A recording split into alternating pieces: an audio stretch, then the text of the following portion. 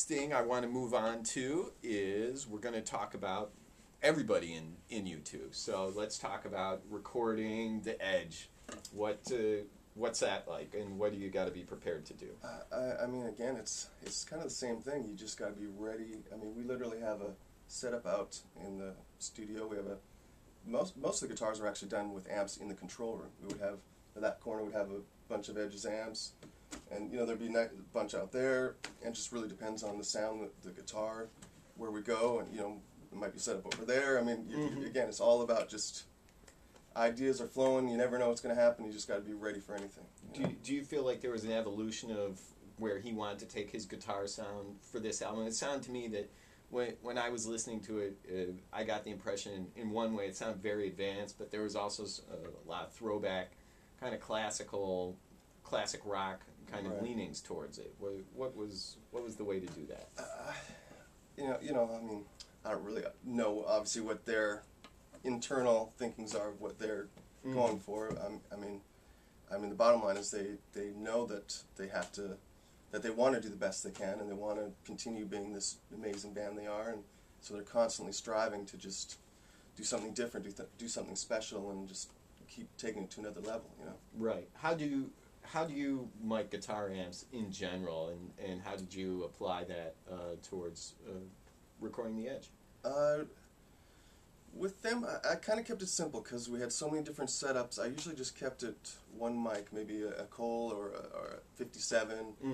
Generally, I'm a 57 and a Royer, the Royer 121s.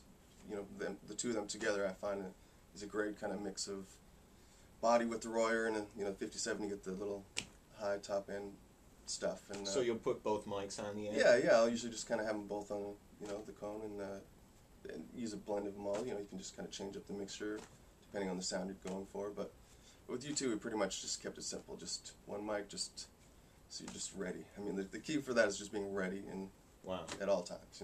How about the Edge's effects, which are such a huge part of the way he works? Do you have a lot of them this time? I mean, he's just got racks more than you could ever imagine. Right. And he's got this amazing guitar tech, Dallas, that he works really hard to just make sure everything is always kept right, and documenting everything, and for every sound is always documented, and just so we know where, if we have to go back to something, you can always get to it.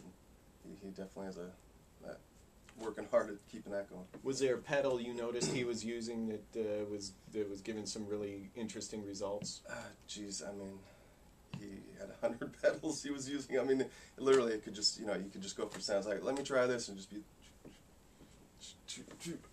I mean, it would just be, there wasn't really one. I mean, there's a lot. I mean, you've seen the setup probably live. I mean, that's what he has. He's just got so many things, so anything's possible. Which studio were you at in London? Olympic Studios, which I believe is closed down now, which is sad. Really? Yeah, it's an amazing studio. The history there, the Who, the Zeppelin, the Stones, all those old classic records were done in this place. And you guys closed the place. we closed it, yeah. Good job. Yeah.